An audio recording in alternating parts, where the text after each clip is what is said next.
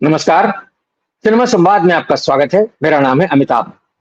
सत्य हिंदी पर सिनेमा से जुड़ी अपने साप्ताहिक पेशकश में हम हर हफ्ते बात करते हैं सिनेमा के तमाम पहलुओं के बारे में, क्योंकि हमारा मानना है कि सिनेमा सिर्फ समाज के लिए मनोरंजन की चीज नहीं है। सिनेमा समाज से जुड़ा हुआ सबसे सीधा और सबसे सशक्त माध्यम है समाज की सोच को प्रभावित करने का, और समाज की सोच को लगातार अपने तथ्य के माध्यम से, अपने चित्रों के माध्यम से, अपनी कहानियों के माध्यम से समाज की सोच को गहराई तक प्रभावित करने की और उनको बदलने की क्षमता रखता है। इसलिए सिनेमा पर लगातार सिलसिलेवार गंभीरता से बातचीत होना जरूरी है।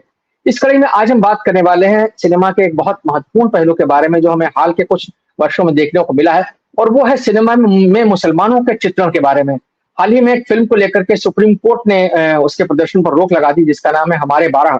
और ये मुसलमान किरदारों पर आधारित एक फिल्म थी, जिसके चित्रण के बारे में सुप्रीम कोर्ट तक ने यह कहा कि इसमें जो जिस तरह से दिखाया गया है वो बहुत ऑफेंसिव है, इसलिए इस फिल्म को दिखाए जाने की अनुमति नहीं दी जा सकती। हालांकि सेंसर बोर्ड ने इसको पास कर दिया था, और उसके बाद हाई कोर्ट में यह मामला गया। हाई कोर्ट से भी इसको अनुमति मिल गई थी कुछ काट छांट के बाद, लेकिन सुप्रीम कोर्ट जब ये मामला मामला पहुंचा तो सुप्रीम कोर्ट ने इस फिल्म का ट्रेलर देखने के बाद ये कहा कि जब ट्रेलर इतना ऑफेंसिव है तो फिल्म के अंदर क्या होगा इसका हम अनुमान लगा सकते हैं। इसलिए हम फिल्म को फिलहाल जो है वो प्रदर्शन करने की अनुमति नहीं दे सकते। तो इससे हम कुछ इस बारे में चर्चा करना चाहते हैं कि पिछले कुछ वर्षों में हिंदी सिनेमा में हमको खास तौर से टेंडेंसी देखने को मिली है कि जो मुसलमान किरदार हैं या जो मुस्लिम पात्र हैं, जिस तरीके से उनको फिल्मों में दिखाया जाता है, या मुसलमानों के इर्द गिर्द जिस तरह से कहानियां बुनी जाती हैं, उससे कहीं ना कहीं इन चरित्रों को लेकर के या इस तरह के पात्रों को लेकर के या मुसलमान लोगों को लेकर के एक अलग तरह की भावना समाज में कहीं ना कहीं प्रत्यारोपित होती है। उससे लोगों की जो धारणा है मुसलमानों को लेकर के, उससे कहीं ना कहीं उस पर एक असर पड़ता है, और वो असर ज्यादातर नकारात्मक असर पड़ता है। जैसा हमने कश्मीर फाइल्स और केरला स्टोरी जैसी फिल्मों में देखा, जैसा और बहुत सारी फिल्मों में दिखाया गया कि मुस्लिम पात्रों को एक ऐसे नजरिए से पेश किया गया जिससे उनके अंदर की या उनको एक नकारात्मक नजरिए से देखने दिखाने की कोशिश की गई।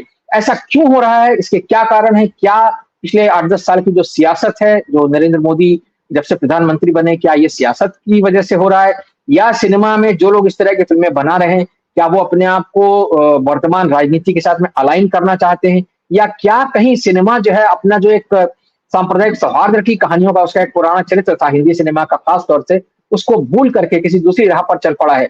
इस बारे में जो ये सवाल हैं, इनको लेकर के आज हम चर्चा कर रहे हैं, और हमारे साथ कुछ बहुत खास मेहमान मौजूद हैं इस बातचीत में, जिनसे हम आपका परिचय करा देते हैं।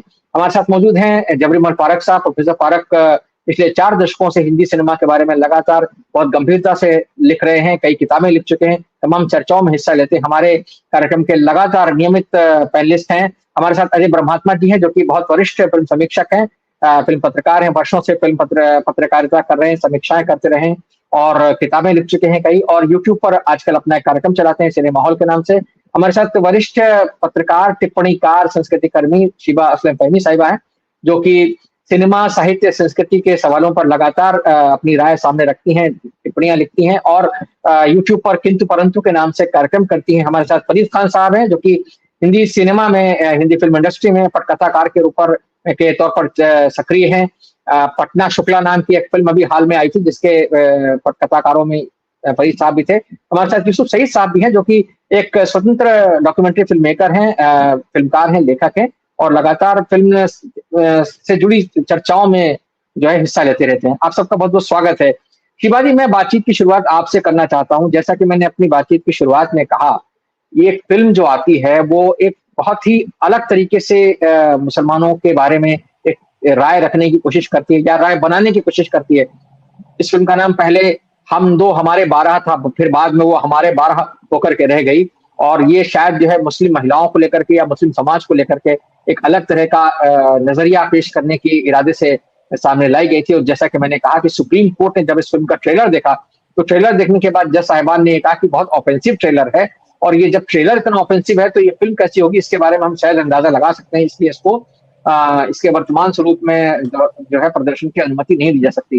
तो आपसे मेरा सवाल ये है कि क्या ये जो टेंडेंसी है, जिसको हम लगातार बढ़ते हुए देख रहे हैं, पिछले 10 साल में लगातार हमने देखा कि ऐसी फिल्में आई कई, जिनमें मुसलमानों को लेकर के एक नकारात्मक चित्रण की जो है वो कोशिश की गई है। जैसे केरला स्टोरी ले लीजिए, कश्मीर फाइल्स ले लीजिए, और बहुत सारी फिल्में ऐसी बनी हैं जिसमें कि मुस्लिम पात्रों को, खास तौर से मुस्लिम चरित्रों को ऐसा दिखाने की कोशिश की गई कि वो जो है शायद देश या समाज विरोधी हैं, या उनके उनके समाज में या उनके संस्कृति में कुछ ऐसी बात है जो कि हमारे कुल देश समाज के लिए कहीं न कहीं कुछ नकारात्मक काम करती है। आप क्या कहेंगी, क्या कारण हो सकते हैं इस प्रवृत्ति के बढ़ने के, आपकी नज़र में? शुक्रिया अमिताभ साहब। बहुत ही मौजू विषय है कि आज हम इस बारे में बात करें कि मुसलमानों का अदराइज़ेशन जो है, जो पृथकीकरण है या उनको हम में से नहीं है, अलग लोग हैं, भारतीय समाज में ये बताने का काम बहुत पहले से चल रहा है, अभी का नहीं है। पुरानी फ़िल्मों में भी अगर आप देखें तो संस्कृति के लिहाज से मुसलमानों को इतना अलग दिखाया गया कि ये लगता ही नहीं था कि इस देश में रहते हुए भी उनके ऊपर इस देश की जो जो असलियत है, जो असली मुस्लिम समाज है, उसको सामने लाने में जैसे कोई एक परेशानी थी फिल्मकारों को। बहुत लेज़ी डिपिक्शन होता था। एस्टैब्लिश करने के नाम पे, कॉन्टेक्स्ट एस्टैब्लिश करने के नाम पे एक चार खाने वाली तहमद या लुंगी और बनियान, टोपी, दाढ़ी, तावीज़, आँखों में सुरमा, औरतों का बुर्खा और ज़बान में अब्बू जान, अम्मी जान, बस ये करके एक लेज़ी डिपिक्शन हो रहा था। लेकिन जब तक वो बहुत ज़हरीला नहीं था, किसी को ख़ास परेशानी नहीं हुई। जो बहुत अच्छे फ़िल्मकार थे, जिनको हम अच्छा मानते हैं, उन्होंने भी यही किया था। तो ये तो पहले से एस्टैब्लिश था कि आप मुसलमान को दिखाएँगे कैसा। 70 से ज़्यादा दशक हो चुके हैं, लेकिन मुसलमान के अंदर जो तब्दीली आई, यहाँ मैं भी बैठी हूँ और यूसुफ साहब भी हैं। हम दो जो मुसलमान हैं, हम जैसे मुसलमान कब दिखेंगे फ़िल्मों में, ये बहुत बड़ा सवाल था। थ्री इडियट्स को छोड़ दें अगर, जिसमें थोड़ा एक नॉर्मल मुस्लिम परिवार दिखाया गया था और हमें मिल नहीं रहा है ज़्यादा। तो ये सारी पहले से बुनियाद बनाई रखी गई थी, जिस पर आज ये ज़हरीली जो इमारत खड़ी हुई है। आज का जो सवाल है, वो ये सवाल है कि अनु कपूर वाली इस फ़िल्म का ट्रेलर और इसका पोस्टर ये बताता है कि हिम्मत इतनी बढ़ गई है कि अब आप हर तरह की बदसूरती, बेगैरती, बेशर्मी के साथ सांप्रदायिकता फ़िल्मों में कर सकते हैं। और जिस तरह का ट्रेलर और जिस तरह का पोस्टर बना है, उससे ये लग रहा था कि फ़िल्म निर्माता निर्देशक की हिम्मत जो है कि वो उसको भारतीय समाज पे ये भरोसा हो गया है कि अब वो बुरा नहीं मानेगा, हम कितनी भी नफ़रत परोस दें, हम कितना भी ज़हरीला कंटेंट उसके सामने रखें कला के नाम पर, और वो बर्दाश्त कर लेगा। तो ये आपने देखा होगा कि कश्मीर फाइल जो थी और या केरला स्टोरी जो थी, उसके पोस्टर्स के डिपिक्शन इतने ज़्यादा घिनौने नहीं थे। लेकिन ये वाला जो पोस्टर है, हम दो हमारे 12 वाला जो है, ये खुले तौर पे वो लिबर्टी ले रहा है और ये मान के चल रहा है कि अब समाज इतना बदल गया है। 2 चीज़ें हैं कि किसी हिंदू को भी ये बुरा नहीं लगेगा और मुसलमान की तो औकात नहीं बची है कि वो इसका विरोध कर सके। तो ये दोनों चीज़, ये बात जब समझ में आ जाए, तो आप एक पॉपुलिस्ट फ़िल्म बनाने जा रहे हैं। लेकिन अभी के चुनाव ने ये बताया कि हिंदू और मुसलमान दोनों ने सेकुलर तबके को और ताकतों को, सियासी ताकतों को मजबूत करने की कोशिश की है। मुसलमानों की मजबूरी है, लेकिन हिंदुओं ने समझ लिया है। उनके अपने मुद्दों की वजह से वो वापस सेकुलर पार्टियों की तरफ आए हैं। तो ये जो छोटा-सा बदलाव है हमारे समाज के अंदर कि हमने भरपूर जी लिया है नफ़रत का एजेंडा, हिंदू-मुस्लिम एजेंडा। हमने देख लिया कि हमारी नफ़रत से कि किन लोगों का वैभव, किन लोगों का अच्छे दिन सुनिश्चित हुए। तो उसका एक हमें नज़ारा मिला इस चुनाव में, आम चुनाव में। और यही फ़र्क है कि जब फ़िल्मों में भी ये बात सामने आएगी, मुझे याद है आप ही के शो पे किसी डिस्कशन में ये बात सामने आई थी कि उन लोगों ने जिन्होंने नफ़रती फ़िल्में की हैं, उनको अब आगे काम नहीं मिल रहा है, उनको दिक्कत आ रही है काम करने में। तो ये जो बात है, ये वही बात है जो हमें चुनाव में भी मिली है। ये उस तरफ एक समाज का ट्रेंड है, बहुत खुशगवार ट्रेंड है ये, और इस पर हम और आप नज़र रखेंगे। और तीसरी बात ये कि अनु कपूर के लिए आप में से कोई ताज्जुब ना करे, वो लगातार दक्षिणपंथी बयान, दक्षिणपंथी हरकतें, दक्षिणपंथी बातें कर रहे हैं। और सिर्फ ये कि वो अच्छी ज़बान में एक हिंदुस्तानी या उर्दू में एक अच्छा प्रोग्राम रेडियो पर डालते हैं फ़िल्मों के बारे में, इससे ये नहीं तय होता कि वो सेकुलर हैं। वो बहुत खतरनाक बातें कर रहे थे बहुत दिनों से, तो मुझे ताज्जुब नहीं है, लेकिन मुझे अच्छा ये लगा कि ये उतना ज़्यादा खुल करके सामने आ गया ये पूरा एजेंडा, जिससे कि सुप्रीम कोर्ट ने उसका संज्ञान ले लिया। अगर ये पोस्टर अच्छा होता, अगर ये ट्रेलर थोड़ा सुसंस्कृत होता और बारीकी से अपनी बात कह रहा होता, तो बड़ा नुकसान हो जाता। ये भोंडापन था, इसलिए बच गए। जी। बहुत शुक्रिया शिवाजी, आपने कहा कि ये भोंडापन था, यानी कि इसमें जो है वो कलात्मक तरीके से वो विरोध नहीं दिखाया गया, इसलिए जो है मामला बच गया। अदरवाइज आपका कहना है कि ये सिलसिला बरसों से चला आ रहा है कि उनको एक स्टीरियोटाइप तरीके से दिखाया जाता है मुसलमानों को। यूसुफ साहब, मैं आपके पास आता हूँ। ये जो सिलसिला है हिंदी सिनेमा में, हमने एक जमाने तक ये देखा कि फिल्में जो है वो हिंदू मुस्लिम एकता की बात करती थी, हिंदू मुस्लिम अमीर यानी सांप्रदायिक सौहार्द की बात करती थी। बंटवारे के बाद बंटवारे की जो एक नफरत थी, उस वक्त जो एक नफरत नफरत पैदा हुई, सांप्रदायिकता का एक जो माहौल था, उसके बाद हिंदी सिनेमा ने बड़े सायास तरीके से ये काम किया कि वो कम से कम दोनों समुदायों के बीच में एक आपसी मेलजोल की, एक तालमेल की भावना पैदा करे। हमने झूल का फूल जैसी फिल्म भी देखी है, जिसमें गाना दो कि आज भी बहुत मशहूर और बहुत मौजूद है कि तू हिंदू बनेगा ना मुसलमान बनेगा, इंसान की औलाद है इंसान बनेगा। लेकिन आज जो इस तरह की चीजें हो रही हैं, तो आपको क्या लगता है, क्या ये किसी, या ये कोई पॉलिटिकल एजेंडा है, या जो सवाल हम लगातार उठा रहे हैं कि क्या हिंदी सिनेमा जो है उसको ये कुछ ऐसी हुड़क लग गई है, या कुछ ऐसी ऐसी डर लग गई है, या जिद लग गई है कि नहीं साहब हमको जो है वो पॉलिटिकल आइडियोलॉजी के साथ में अपने आप को अलाइन करना है, यानी जिसको हम पॉलिटिकली करेक्ट होना कहते हैं, क्या ये वो मसला है? आप क्या कहेंगे इस बारे में? अनम्यूट कर लीजिए अपने आप को, यूसुफ साहब, अनम्यूट कर लीजिए प्लीज।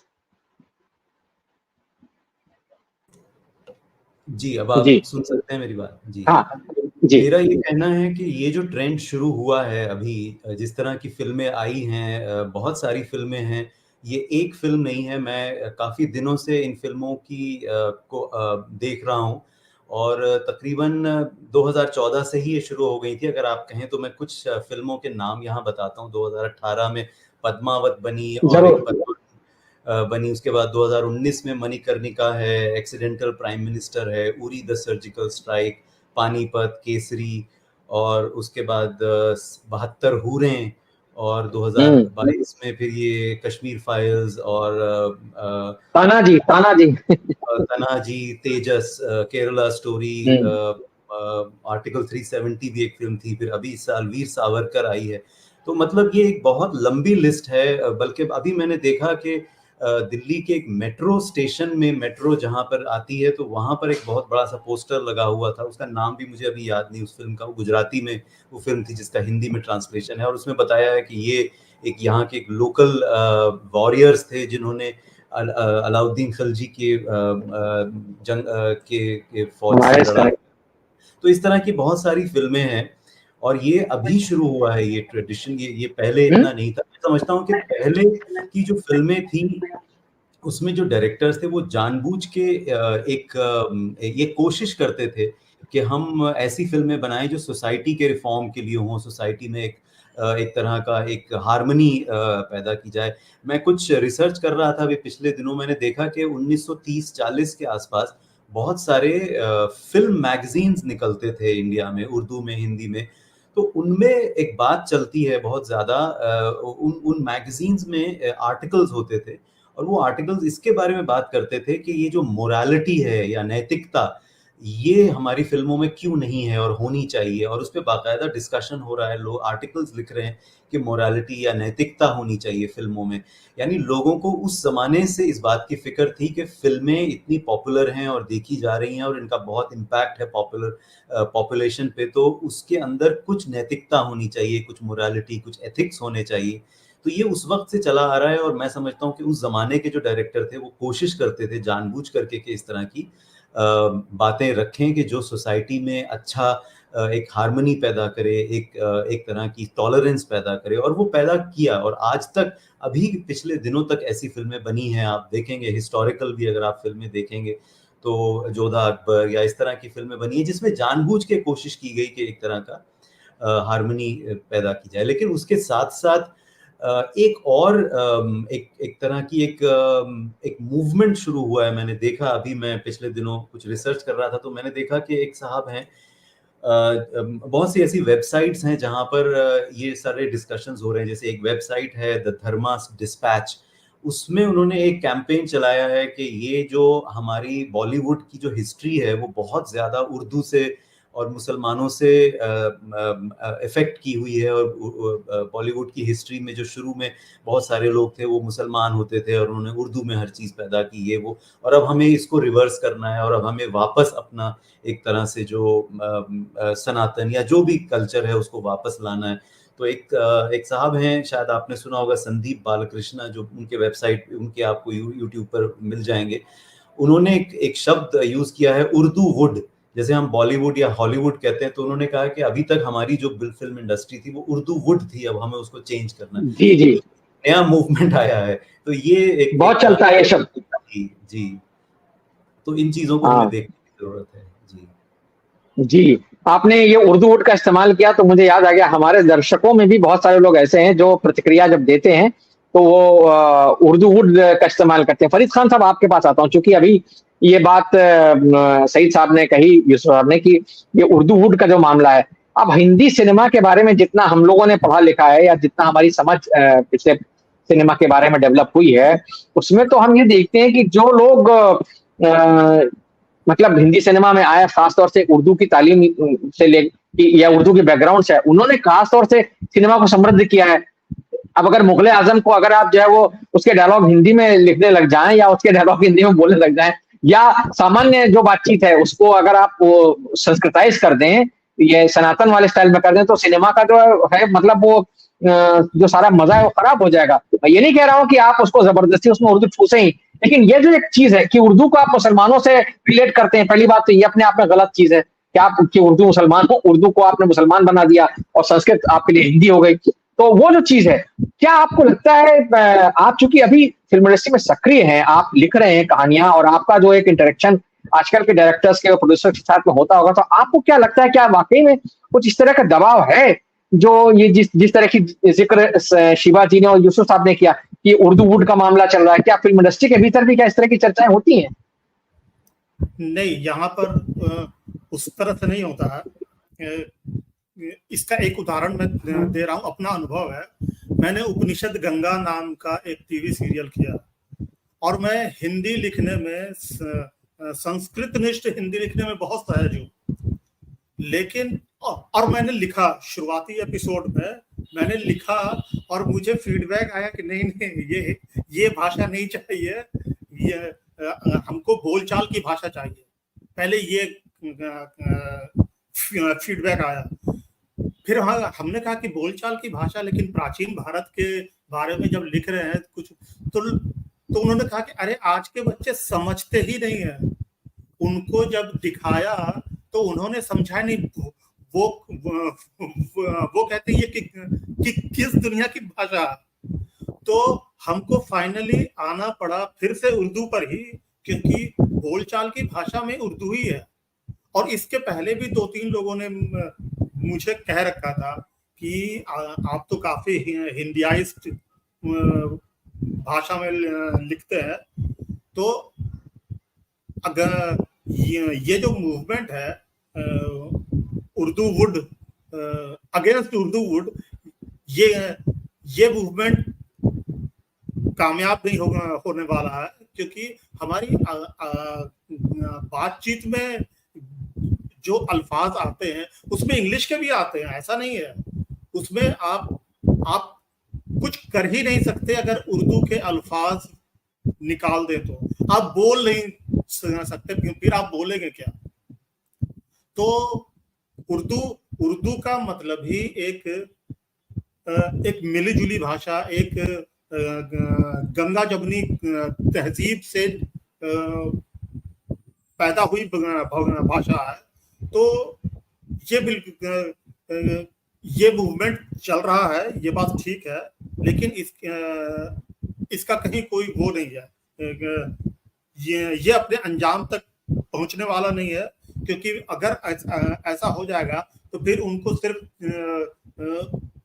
उसी तरह का जो हम लोग मानते हैं कि जयशंकर प्रसाद की जो भाषा रही है उस तरह की भाषा में ही लिखना पड़ेगा, और आपको जानकर हैरत होगी कि जयशंकर प्रसाद ने इतने नाटक लिखे, उन नाटकों को किसी ने कभी नहीं किया, क्योंकि उनकी भाषा ही ऐसी थी। जब आप दृश्य माध्यम में आते, हाँ कारंत जी ने किया और एक आध और लोगों ने किया, लेकिन उनकी भाषा की वजह से ही ज्यादातर लोगों ने उसको किया नहीं। उस जमाने में, जिस जमाने में हिंदी रंगमंच में इस तरह की भाषा चलती थी, लेकिन ये हिंदी फिल्मों में तो ये चल नहीं सकती, क्योंकि इसका एक पैन इंडिया स्वरूप है, खासकर हिंदी फिल्म का। ये किसी क्षेत्र तक सीमित नहीं है, तो उसको ध्यान में रखना होता है कि खासकर उत्तर भारत के जितने क्षेत्र हैं सब उसमें कवर हो जाए, हर किसी का रिप्रेजेंटेशन हो भाषा में भी। मतलब वो केवल ऐसा नहीं है कि मतलब कोई जो हमारा नायक है वो संस्कृत का टीचर नहीं है, वो नायक अमर अकबर एंथोनी है, वो नायक कोई भी है, मतलब आम आदमी है, वो नायक बावर्ची है, तो उसकी ही भाषा होगी, यही भाषा उर्दू है। तो वो तो संभव नहीं है कि इस तरह से वो कुछ कर पाएंगे। जी जी, आपने बहुत अच्छी बात कही वली साहब कि जो पात्र हैं आपको उनके हिसाब से भाषा लिखनी पड़ेगी। जैसे अगर कोई बावर्ची है या जो अगर कोई अमर अकबर एंथोनी जैसा आपने जिक्र किया भाई, अगर मुंबईया जो बोलचाल की भाषा का जो अंदाज है किसी का, तो उसको वही इस्तेमाल करना पड़ा। अजय जी, लेकिन मैं आपके पास आता हूँ, जो सवाल अभी तक हम लोग जिस पर बात कर रहे हैं, और मैं फिर उसी सवाल पर लौटना चाहता हूँ।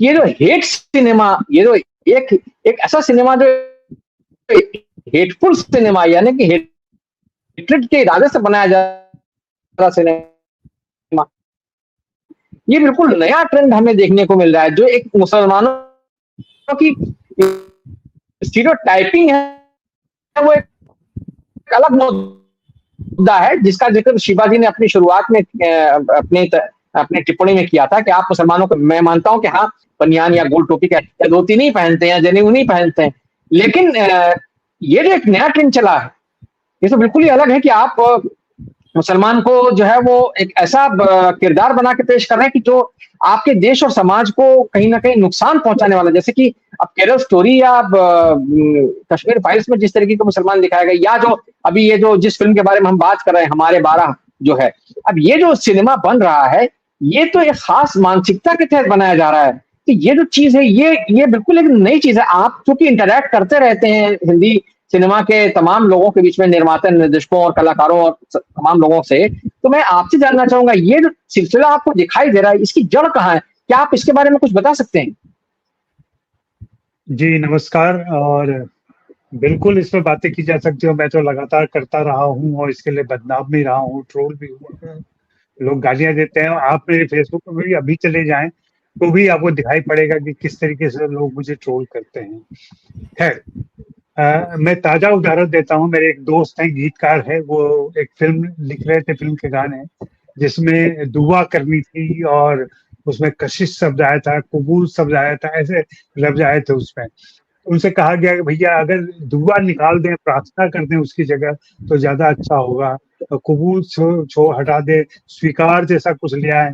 तो उन्होंने कहा भैया फिर ये गीत मुझसे नहीं लिखा जा सकेगा, मैं नहीं लिख पाऊंगा। और फिर उन्होंने, हाँ, तो ये हो रहा है।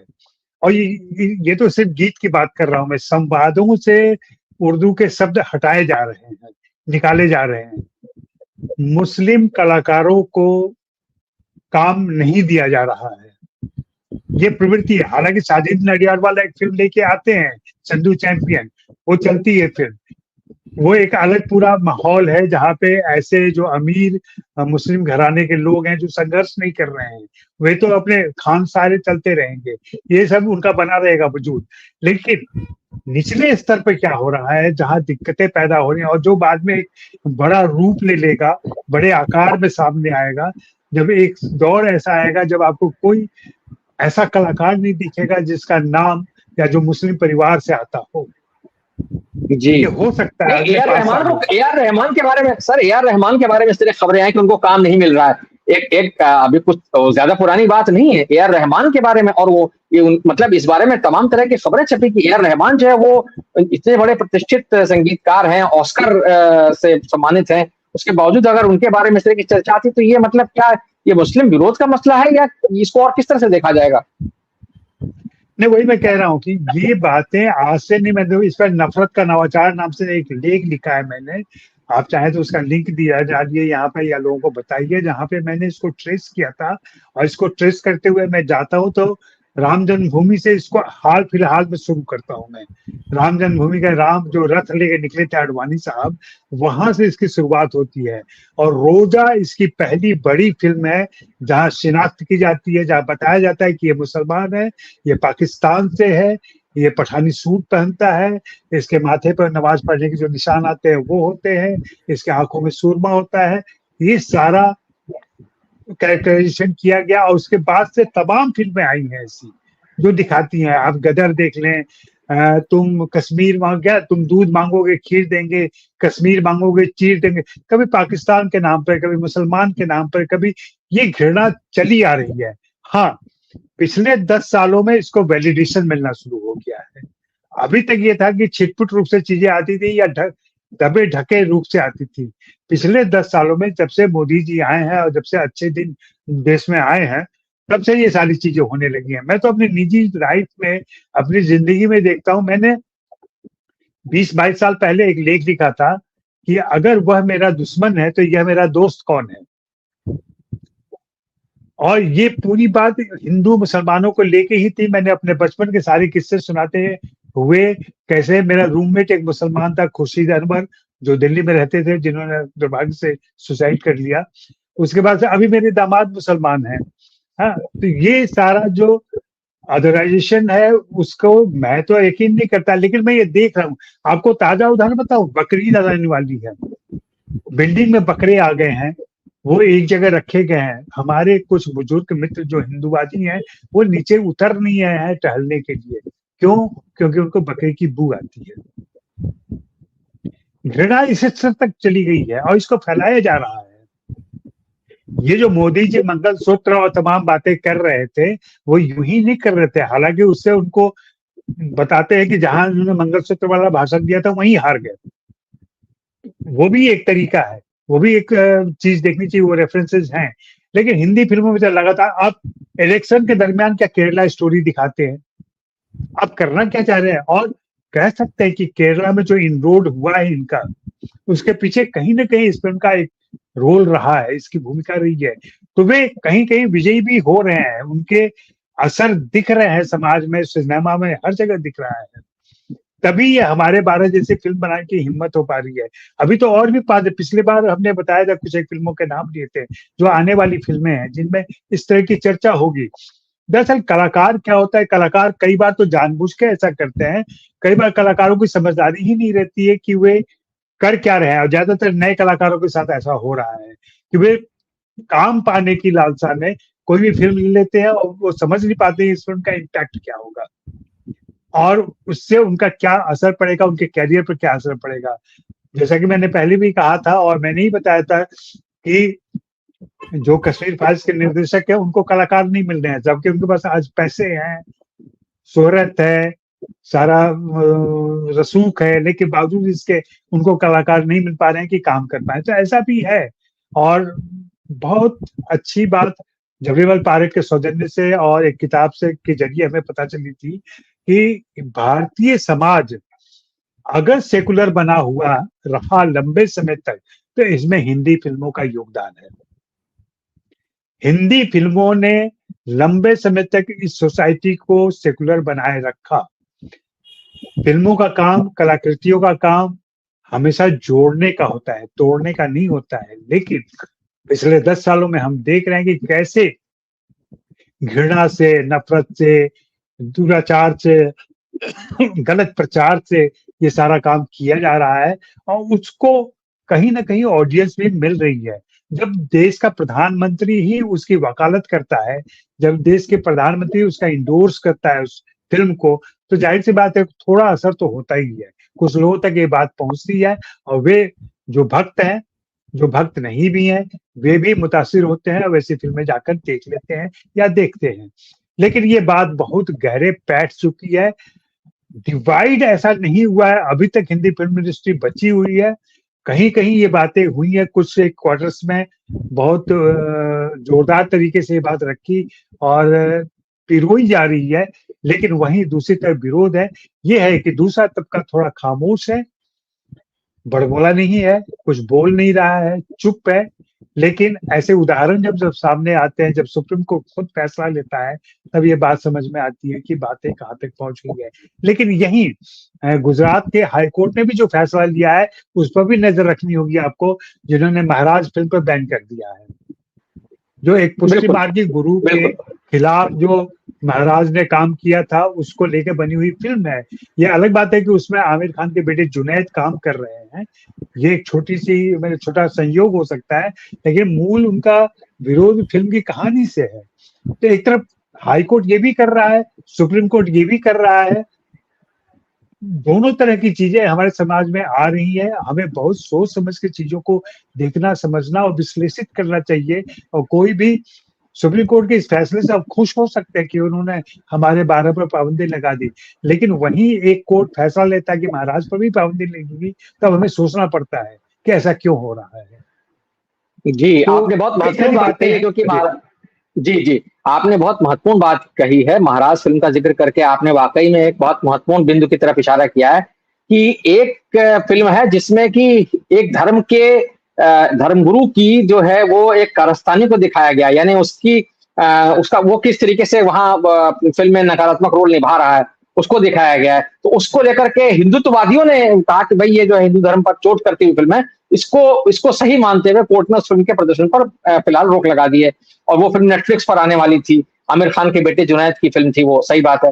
दूसरी तरफ सुप्रीम कोर्ट जो है वो एक फिल्म पर रोक लगाता है क्योंकि उससे ऐसा लग रहा है कि वो मुसलमानों को जो है बहुत गलत लाइट में पेश कर रही है। तो ये जो आप कंफ्लिक्टिंग चीजें हैं, ये भी अपने आप में कहीं ना कहीं दिखाती बात सही है। फारक साहब, आपके पास आता हूं। जो बात अजय जी ने कही, जहां हमारी बातचीत अब आकर के मतलब जिस मुकाम पर है, उससे ऐसा लग रहा है कि समाज में एक ऐसा तबका है या बना दिया गया है जो इस तरह के सिनेमा को पसंद कर रहा है, इस तरह के सिनेमा की चाहत रखता है, जिसका कि जिक्र यूसुफ साहब ने किया और फरीद साहब ने भी किया कि भाई उर्दू वुड जो है, वो उर्दू वुड नाम का शब्द चलन में आ गया। हालांकि ये बड़ा वाहियात शब्द है, अपने आप में बॉलीवुड भी बहुत खराब शब्द है, लेकिन बॉलीवुड तो फिर भी चलिए हॉलीवुड की नकल में आया था, लेकिन ये उर्दू वुड जो है ये कुल मिलाकर के बहुत ही खराब कहना चाहिए शब्द है। लेकिन फिर भी कुछ लोग इसको उर्दू से घृणा के लिए इस्तेमाल करते हैं। तो ये जो एक चीज है, मुझे लगता है कि जो सारी बातें आ रही हैं कि पॉलिटिक्स अपनी तरह से चीजों को पेश कर रही है। प्रधानमंत्री मोदी अपनी रैलियों में कुछ कहते हैं, केरल स्टोरी जैसी फिल्म को प्रमोट करते हैं, कश्मीर फाइल्स को प्रमोट करते हैं, और चुनाव के दौरान केरल स्टोरी दिखाई जाती है बाकायदा दूरदर्शन से, वो सब बातें हैं। लेकिन एक तबका है, मुझे लगता है कि मेरे ख्याल में मिडिल क्लास, वो ज्यादा एक ज्यादा बड़ा मिडिल क्लास का एक वो हिस्सा है जो इस तरह की चीजों को पसंद भी कर रहा है, और जिसमें इस तरह की चीजों को लेकर के एक कहना चाहिए रुझान भी दिख रहा है। लेकिन अभी भी शायद हिंदुस्तान में बहुत सारे लोग ऐसे हैं जिनको ना तो ऐसे फिल्मों से कोई सरोकार है, ना शायद उनके नजर में इस तरह की फिल्मों का कोई बहुत इंपॉर्टेंस है। इसलिए बहुत सारी फिल्में ऐसी जो बन रही हैं वो कामयाब हो भी नहीं पा रही। आप क्या कहेंगे इस बारे में, क्योंकि आपने बहुत अध्ययन किया विस्तृत रूप से सांप्रदायिकता और सिनेमा के बारे में। सबको नमस्कार। इस विषय पर अभी तक हमारे मित्रों ने जो बातें कही है उसमें कई सारे सवाल, कई सारे पहलू आए हैं, और सबको मेरे लिए समेटना या सब पर अपनी राय रखना तो बड़ा मुश्किल होगा। कोशिश करता हूँ। मैं सूचना के लिए सिर्फ बता दूं कि आज से करीबन 18 साल पहले एक किताब मैंने लिखी थी, साझा संस्कृति, सांप्रदायिक आतंकवाद और हिंदी सिनेमा, और उसमें उस समय ऐसी कई फिल्मों की पहचान की गई थी जो कहना चाहिए कि सूक्ष्म रूप में सांप्रदायिकता का प्रचार करती थी। जैसे रोजा फिल्म का नाम लिया गया, रोजा इसी तरह की फिल्म थी, या ए वेडनेसडे फिल्म जो उसके बाद में बनी। ए वेडनेसडे पर तो मैंने पूरा एक लंबा लेख लिखा था कि किस तरह से ये फिल्म जो है वो एक फासिस्ट फिल्म है और किस तरह से ये एक कम्युनिटी विशेष को अपने निशाने पर लेती है। तो इस तरह की कई फ़िल्मों की, पद्मावत की मैंने काफ़ी विस्तार से उस पर लिखा था और बताया था कि मतलब फ़िल्म में एक ऐसा माध्यम है ना कि वहाँ पर केवल संवाद नहीं होते, वहाँ एक्शन भी होते हैं। जब आप अलाउद्दीन खिलजी को एक ख़ास तरह से मांस खाते हुए, ख़ास तरह से हँसते हुए, ख़ास तरह से उछलते-कूदते हुए दिखाते हैं और उसके मुकाबले में आप एक राजपूत राजा को दिखाते हैं, उसकी थाली को दिखाते हैं, तो ज़ाहिर है कि आप सिर्फ़ मतलब आप बिल्कुल एक संदेश दे रहे होते हैं कि देखो हिंदू ऐसे होते हैं और मुसलमान ऐसे होते हैं। ये जो तरीका है क्योंकि दृश्य माध्यम बड़ा शक्तिशाली होता है और इस तरह की चीज़ों के द्वारा वे लोगों के दिमागों में धीरे-धीरे वे चीज़ें बैठाने लगते हैं, जो उनकी राजनीति, जो हिंदुत्व की राजनीति है, उसको मजबूत करे। अब हम इस हमारे 12 मैंने मुझे ज़्यादा फ़िल्म के बारे में नहीं मालूम है, लेकिन नाम से और जो चर्चा हुई है उससे मालूम उससे मैं अंदाज़ा लगा सकता हूँ, वो वही है जिसे एक लंबे समय से प्रचार किया जाता रहा है और नरेंद्र मोदी और संघ जो है, इसमें मास्टर है। आपको ध्यान हो तो 2002 में उन्होंने हम 5 हमारे 25 नारा दिया था या भी इस चुनाव में उन्होंने कि बच्चों को लेकर जो कमेंट किया था, तो ये सब है। मैं ये बात लिख भी चुका हूँ, कई बार कह भी चुका हूँ। हमारे यहाँ सबसे बड़ी दिक्कत यह है कि लोग अपने एक तो अ, मतलब वो पुराना समय नहीं रहा जहाँ हिंदू और मुसलमान मोहल्ले मिले-जुले होते थे। और एक-दूसरे को जानते थे, एक-दूसरे के बारे में उनकी पहचान होती थी। अब जो नई बस्तियाँ बस रही है उसमें लगभग कुछ नहीं जानते लोग एक-दूसरे के बारे में। हमारा जोधपुर में जो घर है, जहाँ 90 साल से हमारा परिवार रह रहे हैं, मेरे परदादा वहाँ रहना शुरू किया था, उसमें 80% घर मुसलमानों के हैं और मैंने इस पर लिखा भी है। मैंने कहा इन 90 सालों में 20 इक्वल टू 80 यानी उल्टा है जो 80 और 20 का योगी जी करते थे उसका उल्टा है। हमें तो कभी किसी तरह का डर नहीं महसूस हुआ, हमें तो कभी कुछ भी महसूस नहीं हुआ। हमारे घरों की लड़कियां हमारे घर के और मेरी माँ जो 90 साल की करीबन है, अपने चबूतरे पर, क्योंकि हमारे घर के चबूतरे पर धूप आती है, दिन भर मुस्लिम औरतों और आदमियों के साथ बैठे गप्पे मारती रहती है। 90 साल में उन्हें तो डर नहीं लगा और उनको हमसे डर नहीं लगा। और बच्चे, हमारे पड़ोस में एक मुसलमान परिवार है, उनके 10 बेटे हैं।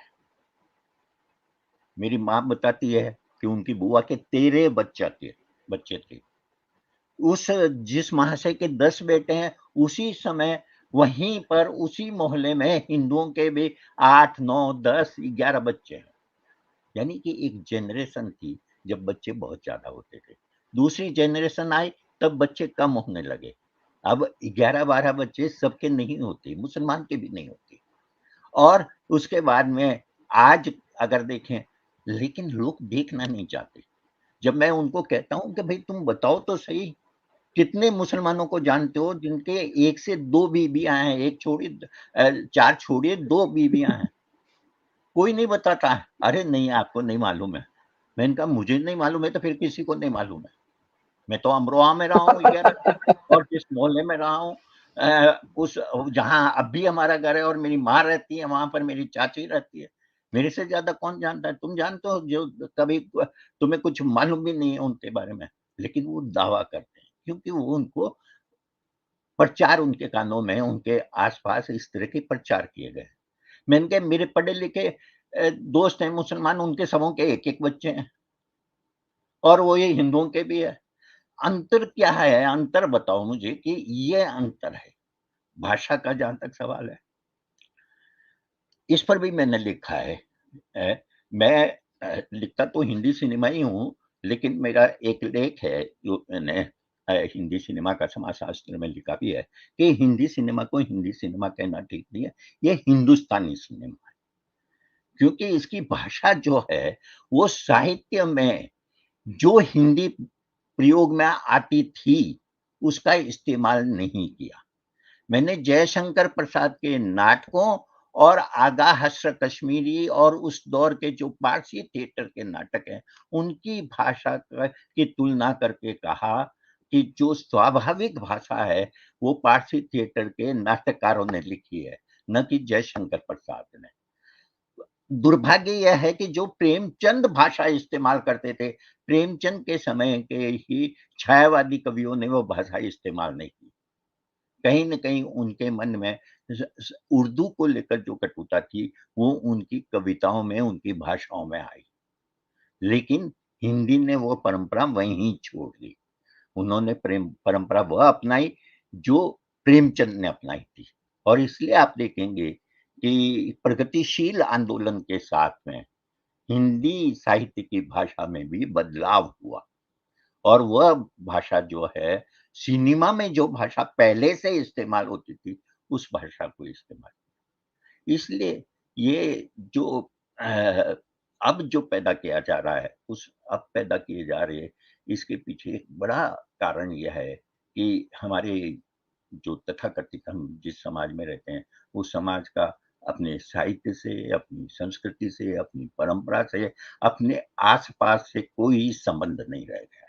वो एक बिल्कुल नकली दुनिया में रह रहे हैं और इस नकली दुनिया में वो अपने पड़ोसियों के बारे में भी नहीं जानते। इसलिए जब हमारे 12 जैसी फिल्में बनती है, नरेंद्र मोदी जैसे व्यक्ति, मैंने तो अभी कई सारे लेख लिखे हैं अभी चुनाव के दौरान में और आप कुछ मित्रों को भेजे भी हैं।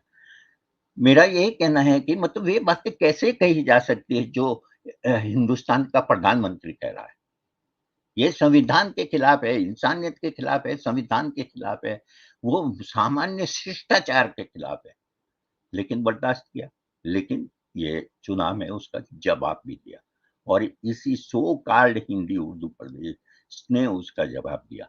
मेरे ख्याल में अंतिम बात जो मैं कहना चाहता हूँ वो यह है कि हिंदी सिनेमा का में ये जो प्रवृत्तियां बढ़ रही है इसके 2 ही जवाब है। नंबर 1 कि इस तरह की फिल्मों की का विरोध करने वाले नरेशन के साथ, कंटेंट के साथ फिल्में बनाएं लोग और सामने लाएं। और दूसरी चीज यह है कि ये जो फिल्म कम्युनिटी है ये थोड़ा साहस दिखाए। मेरा ये मानना है कि ये जो लोग इस तरह की फिल्में बना रहे हैं ये कोई मेजॉरिटी में नहीं है, ये वहां पर उनका कोई वर्चस्व नहीं है, वो डोमिनेट नहीं करते हैं, वो हाशिए पर ही है, वो सिर्फ उनकी ताकत है वो सत्ता से आ रही है।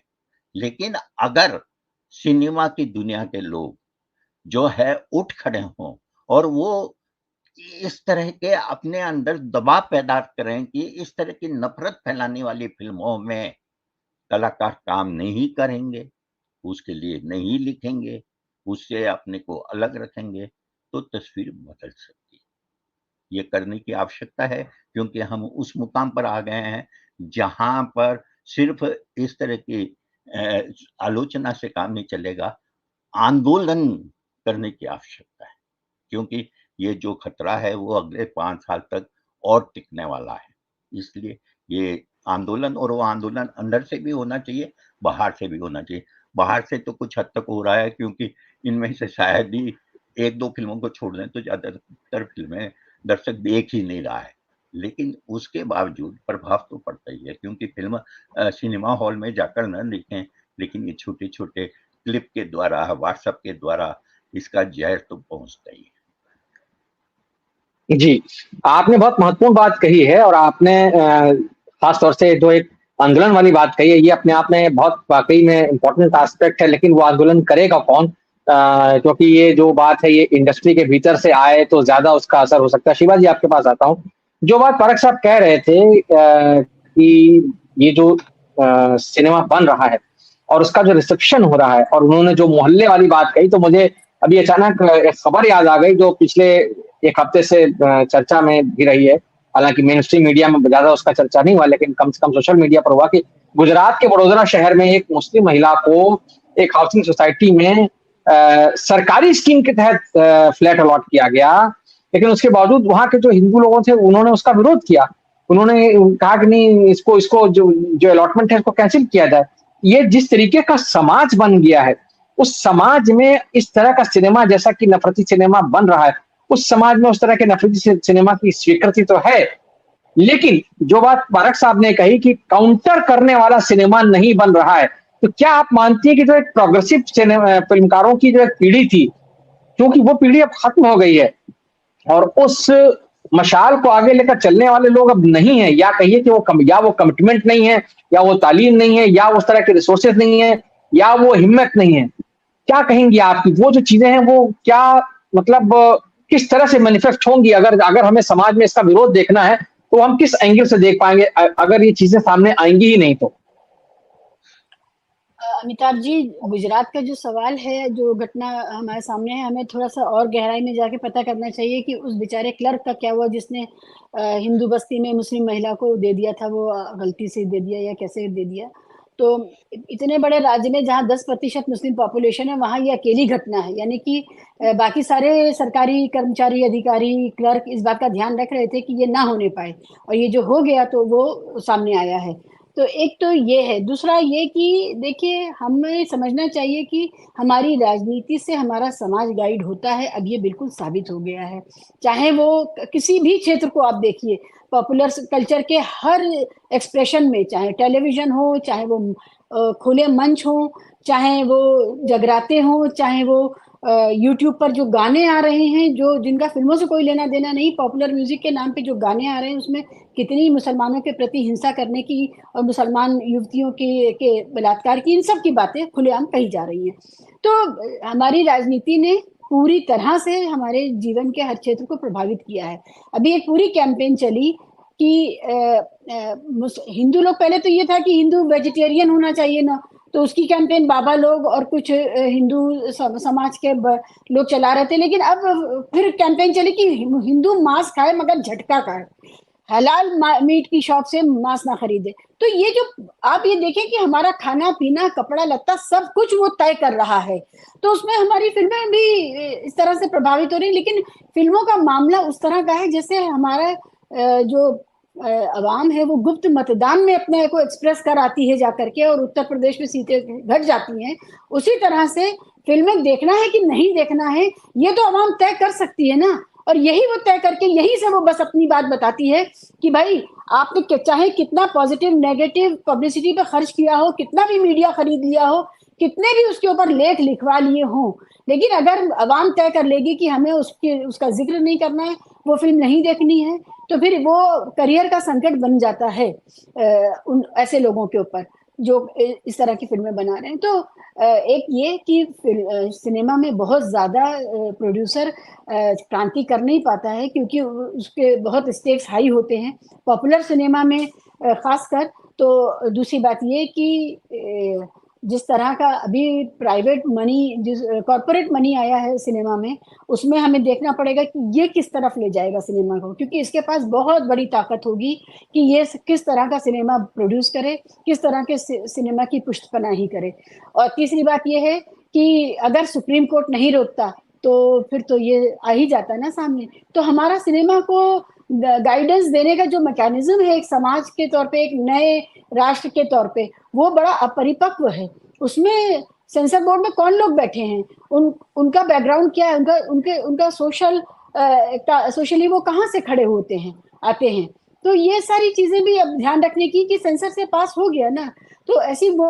और जैसे बारक साहब ने बहुत शानदार बातें कही, उसमें से एक ये कि हम सब के यहाँ मुस्लिम समाज में एक बच्चे से ज्यादा बच्चे नहीं हो रहे हैं, सब ऑप्ट कर रहे हैं कि हम सिंगल चाइल्ड फैमिली रहेंगे।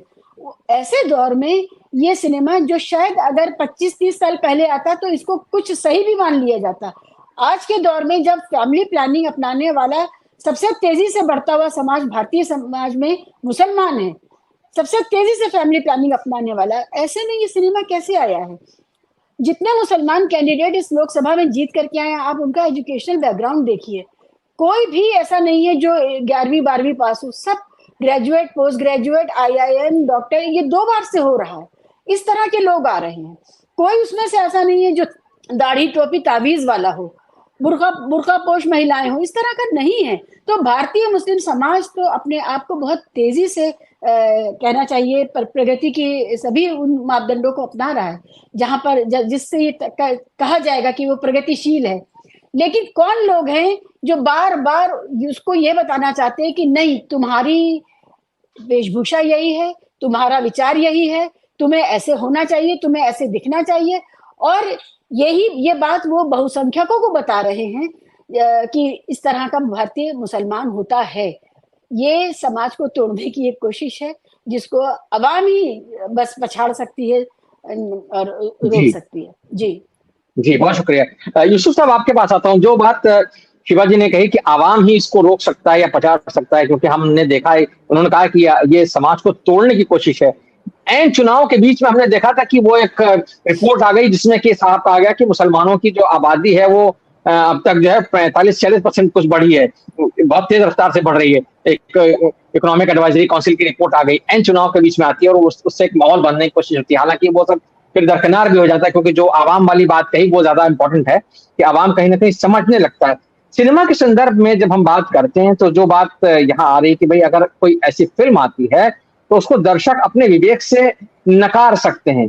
क्या आपको लगता है कि ये जो बात हम लोग कर रहे हैं फिल्म निर्माताओं की या फिल्म फ्रेटर्निटी की, क्या उनके कमिटमेंट का कुछ मसला है कि वो इस तरह का कमिटमेंट नहीं दिखा पा रहे हैं, हिम्मत नहीं दिखा पा रहे हैं? क्या सिर्फ ये पैसे का मामला है या कुछ और है? हो सकता है कि ये पैसे का मामला हो, क्योंकि पिछले कुछ सालों में बहुत बड़ा पैसा डाला गया है फिल्म इंडस्ट्री में। मैंने तो सुना था कि एक हमारे होम मिनिस्टर ने भी एक बार ये कहा था कि अगर आप हिस्ट्री को एक खास तरीके से बनाते हुए फिल्म दिखाना चाहते हैं तो हम आपको पैसा प्रोवाइड करेंगे। तो वो डेफिनेटली पैसा तो आया है एक पॉलिटिकल पार्टी के कैंपेन के लिए।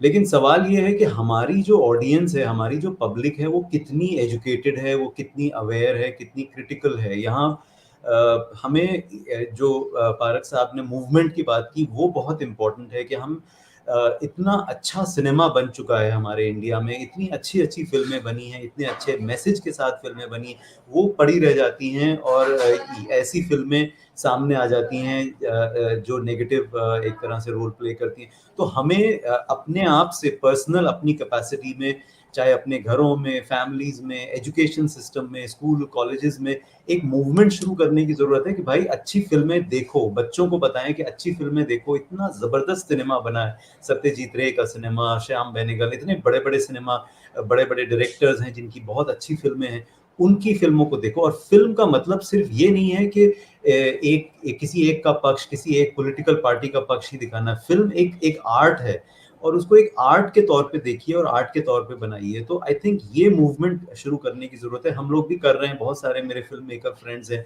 जो हम इस कोशिश में लगे हुए हैं कि सिनेमा को एक दूर दूर तक पब्लिक तक पहुंचाएं, अच्छा सिनेमा दिखाएं। तो और आज आपको अच्छा सिनेमा देखने के लिए किसी सिनेमा हॉल में जाने की जरूरत नहीं है, एवरीथिंग इज अवेलेबल। आप जाएं तो आपको यूट्यूब पर और OTT प्लेटफॉर्म्स पे हर जगह वो अच्छा सिनेमा मिल जाएगा। तो ये भी कि लोगों को ये बताया जाए कि अच्छा सिनेमा क्या है, कैसे उसको अप्रिशिएट करें, कौन सी अच्छी फिल्में हैं। और सिर्फ इंडियन फिल्में ही नहीं, बाहर की फिल्में, इंटरनेशनल फिल्में, हॉलीवुड की, और इतना ज़बरदस्त वर्ल्ड सिनेमा है, इतने बड़े बड़े डायरेक्टर्स हैं ईरान के और जापान के और कहाँ कहाँ के। तो ये मूवमेंट लाने की ज़रूरत है कि अच्छी चीज़ें देखिए, अच्छा लिटरेचर पढ़िए, अच्छा म्यूज़िक सुनिए, अच्छा सिनेमा देखिए। तो उससे आपका पूरा एक स्टैंडर्ड जो है वो बढ़ेगा और आप फिर ये जो आप फर्क महसूस करना शुरू कर देंगे कि कौन सी चीज़ बुरी क्वालिटी की है और कौन सी चीज़ अच्छी क्वालिटी की है। तो वो पब्लिक जो है वो खुद से ही जो बुरी क्वालिटी की चीज़ है उसको रिजेक्ट करेगी और अच्छी क्वालिटी की चीज़ें देखेंगे, और फिर प्रोड्यूसर्स मजबूर हो जाएंगे कि वो अच्छी क्वालिटी की चीज़ें ही बनाएंगे। मुझे ये लगता है। जी, बहुत बहुत शुक्रिया। आपने जो बात कही है, फरीद साहब मैं आपके पास आता हूँ। आप चूंकि एक लेखक के तौर पर, पटकथा लेखक के तौर पर फिल्म इंडस्ट्री में सक्रिय हैं, आपसे मैं जानना चाहूंगा कि जो बात यूसुफ साहब ने कही कि लेखक की फिल्मकार जो है मजबूर हो जाएगा अगर ऐसी सब्जेक्ट, तो चूंकि आप लेखक हैं तो मैं आपसे संक्षेप में जानना चाहूंगा कि अगर जो बात पारक साहब ने कही उसको हम तो उसी धागे को लेकर आगे चले, मूवमेंट वाली बात है, तो एक पटकथा लेखक के तौर पर आप उस मूवमेंट को किस तरह से आप देखते हैं कि वो कहीं आगे जा सकता है? क्या उसकी कोई संभावना आपको दिखती है? ढकी हुई सी भी सही अगर कहा जाए या कमजोर सी भी अगर कहा जाए, तो कहीं आप उसकी संभावना देखते हैं, खासतौर से जो आपके नए प्लेटफॉर्म्स डेवलप हुए हैं ओटीटी वगैरह में, क्योंकि यहाँ पर आपको अपेक्षाकृत ज्यादा स्वतंत्रता है कंटेंट को लेकर के, क्या कहेंगे आप? जी, यहाँ पर इस तरह की एक चीज, देखिए सबसे पहले बाजार का दबाव तो है ही, इसमें कोई दो राय नहीं है। और जो लोग इस तरह की फिल्में हम दो हमारे 12 जो बना रहे हैं, उनको लगता है कि बहती गंगा में हाथ धो लो, तो उसमें हो सकता है कि माहौल ऐसा है उसमें फायदा हो जाएगा।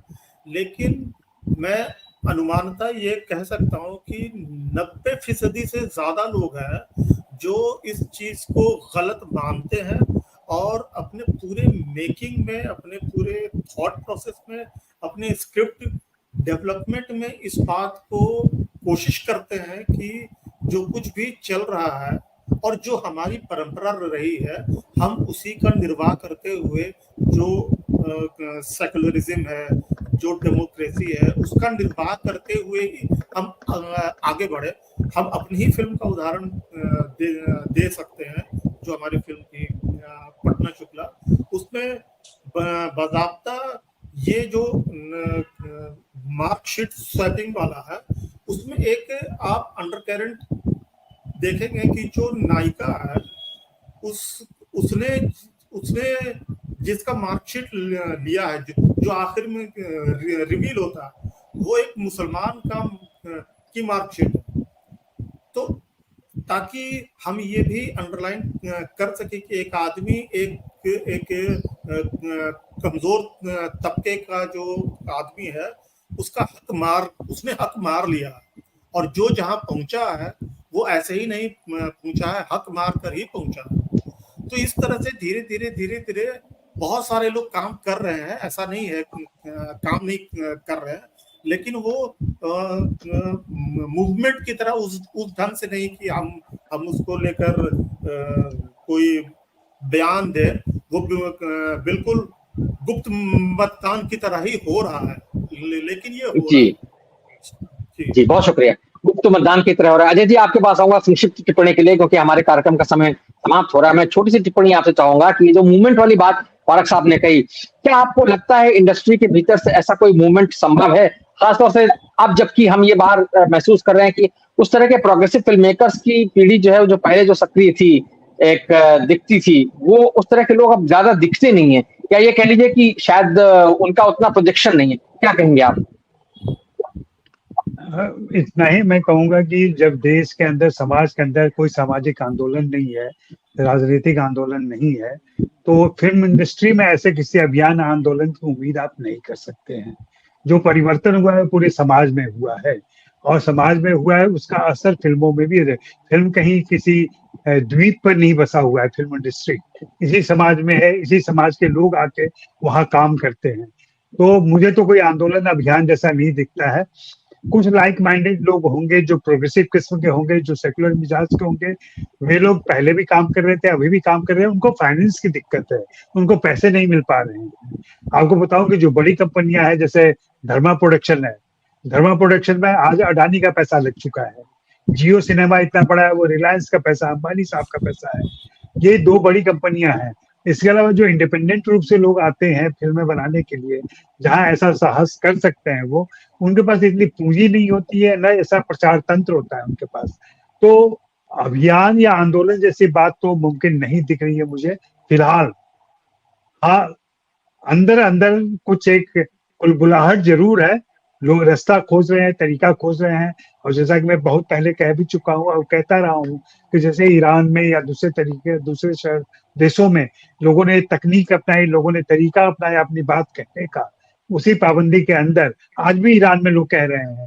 तो वैसा ही कुछ यहाँ भी होगा, प्रयोग होंगे, पाबंदियां होंगी तो प्रयोग होंगे, और फिर उसके बाद रास्ते निकलेंगे। जी जी, बहुत बहुत शुक्रिया। आपने जो बात कही है कि पाबंदियां होंगी तो प्रयोग भी होंगे, और प्रयोग होंगे तो रास्ते निकलेंगे, इसी आशावादी नोट पर आज की बातचीत को हम खत्म करना चाहते हैं। हम उम्मीद करते हैं कि दर्शकों में जिस तरह से हम कोशिश करते हैं अपने काम के जरिए कि कम से कम दर्शकों में ये मानसिकता विकसित हो कि वो अच्छे सिनेमा और बुरे सिनेमा में फर्क करना सीखें और ये देखें कि कोई फिल्म अगर बनाई जा रही है तो उसके पीछे का इरादा क्या है। क्या वो पैसा कमाने के लिए बनाई जा रही है या वो पैसा कमाने के साथ साथ किसी समाज में किसी एक वर्ग के खिलाफ कोई नफरत फैलाने के लिए या किसी तरह की एक खास तरह की पॉलिटिक्स को आगे बढ़ाने के लिए की जा रही है। तो वो दर्शक जो है उसको समझ करके उसके प्रति अपना व्यवहार जो है वो निश्चित करना सीखें। ये हमारी कोशिश में रहती है कार्यक्रम के जरिए एक प्लेटफॉर्म के जरिए एक नाते हम कोशिश करते हैं वो एक समझदारी विकसित हो और जो हमारे साथ के जितने भी लोग हैं जिन्होंने यहाँ बात कही, जैसे परख साहब ने बात कही, मूवमेंट की बात जो कही, वो निश्चित तौर पर एक ऐसा मूवमेंट चाहिए। वो एक जमाने में फिल्म सोसाइटी ये काम करती थी, फिल्मकारों की पीढ़ियां एक काम करती थी, बहुत सारे फिल्मकार थे, पत्रकार थे, लेखक थे लगातार जो इस बारे में लिखते पढ़ते रहते थे और लोगों को जागृत करते रहते थे, उनकी सांस्कृतिक समझ को जो है कहीं ना कहीं एक दिशा देने का काम करते थे। आज वो सारी चीजें जो है वो उतनी व्यवस्थित नहीं दिख रही हैं या उतनी संगठित नहीं दिख रही हैं, लेकिन फिर भी कहीं ना कहीं छोटे छोटे स्तर पर भी उस तरह की कोशिशें जारी हैं और सबसे बड़ी जिम्मेदारी मैं मानता हूँ दर्शकों की है कि वो ये देखें कि हाँ अगर इस तरह का कोई कंटेंट उनको दिखाई दे रहा है तो वो उसको अपनी समझ के आधार पर रिजेक्ट करना या सेलेक्ट करना सीखें। बहुत बहुत शुक्रिया इस बातचीत के लिए। उम्मीद करता हूँ कि दर्शकों को भी बहुत पसंद आएगी ये बातचीत, क्योंकि इसमें बहुत ऐसे मसले हैं जो हमारे समाज को एक नई दिशा दे सकते हैं, जिसमें समाज में आपस में जो एक मेलजोल की भावना बनी रहनी चाहिए उसके बारे में काम कर सकते हैं। सिनेमा कम से कम ऐसा एक रोल निभा सकता है कि जो समाज में एक सौहार्द की भावना है वो बनी रहे। हम उम्मीद करते हैं कि दर्शकों को ये बात पसंद आई होगी आज की चर्चा, और अगली बार हम फिर किसी नए विषय के साथ आपके साथ हाजिर होंगे। तब तक के लिए